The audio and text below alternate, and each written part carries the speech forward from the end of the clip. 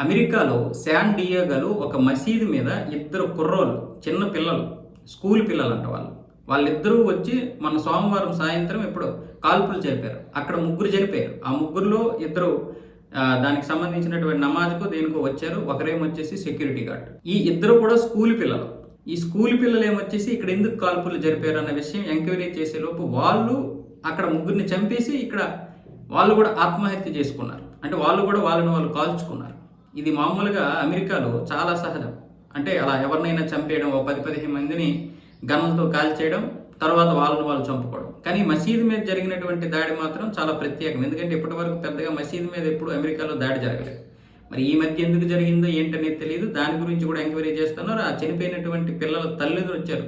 అందులో ఒక తల్లి ఏం చెప్తుంది, మా అబ్బాయి గన్ను పట్టుకొని మరికొన్ని ఆయుధాలు పట్టుకొని బయలుదేరాడు. వాడు ఎక్కడికి బయలుదేరుతుండో తెలియదు. చాలా కోపంగా వెళ్ళాడు. చాలా భయంకరంగా ఉన్నాడు అప్పుడు. అందుకే నేను పోలీసులకి ఇన్ఫార్మ్ వద్దాం అనుకున్నాను. ఈలోగే ఇంత దారుణం జరిగిపోయిందని వాళ్ళమ్మ మాట్లాడుతుంది. అంటే ఇది మామూలుగా అమెరికాలోనే ఎప్పుడు ఏ వ్యక్తి ఎలా ఉంటాడో తెలియదు. స్కూల్ పిల్లల్ని చంపేసినటువంటి వాళ్ళు ఉంటారు. స్కూల్ పిల్లలు కూడా వాళ్ళని వాళ్ళు చంపుకున్నటువంటి వారు ఉంటారు. అమెరికా కల్చర్లో అది భాగం. ఎందుకు ఎప్పుడు గన్నలు ఉంటాయి. ఎవడు ఏ సమయంలో మైండ్ ఇదైపోద్దో తెలియదు. మళ్ళీ వీళ్ళు మనకి నీతులు చెప్తూ ఉంటారు. మసీదు మీద జరిగింది కాబట్టి నేను ఇది చేయడం లేదు. వాళ్ళ మనస్తత్వం గురించి చెప్తున్నాను. మసీదు మీద ఎందుకు జరిగింది అనేది పోలీసులు అక్కడ ఎంక్వైరీ చేస్తున్నారు. దాని మీద ఎందుకు దాడి జరిగింది అనేది నిజాలు తెలియచ్చు, తెలియకపోవచ్చు. పోలీసులు చెప్పొచ్చు, చెప్పకపోవచ్చు. అమెరికా ప్రతిదీ కూడా దానికి అనుగుణంగా రాసుకుంటారు కాబట్టి అది మనకు అనవసరం. ఏదేమైనా సరే ఈ దాడులను మనం ఖండించడం తప్ప ఏమీ చేయలేం. కానీ వాళ్ళ మనస్తత్వాల గురించి నేను చెప్తున్నాను.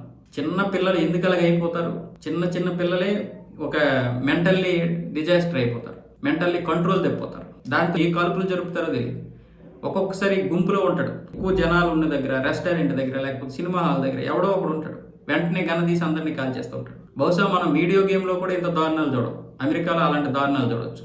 అలా ఇప్పటి వరకు మన భారతీయులు ఒక 500 మంది చనిపోయి ఉంటారు ఇప్పటి వరకు. గత 4 సంవత్సరాల నుంచే విపరీతంగా దాడులు పెరిగిపోతున్నాయి.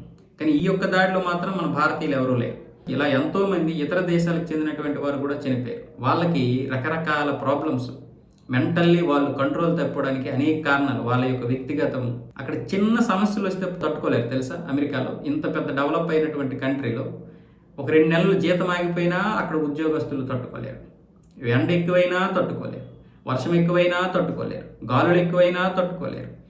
ముఖ్యంగా ఉద్యోగం పోయిందంటే ఆత్మహత్యలు చేసుకుంటారు. 25-30% ఆత్మహత్యలు చేసుకుంటారు వాళ్ళు. ఎందుకంటే వాళ్ళు మనలాగా వెనక్కి వేసుకోరు డబ్బులు, లేదా మనలాగా అల్ప సంతృప్తులు ఏం కాదు. వచ్చిన జీతాన్ని బయట తిరగడానికి, ఎంజాయ్మెంట్కి ఎక్కువగా ఆలోచిస్తారు, ఖర్చు పెడతారు. వచ్చిన జీతంలో ఎంజాయ్మెంట్, ఈ రోజు నువ్వు బ్రతుకు అన్న విధంగానే వాళ్ళు బ్రతుకుతారు. సో దానివల్ల ఏమవుద్ది, ఇప్పుడు జీతం ఆగిపోతే వాళ్ళ ఎంజాయ్మెంట్ అంతా ఆగిపోతుంది. వాళ్ళు మనలాగా కూర్చొని కేవలం సినిమాలు చూసి గడిపేయలేరు.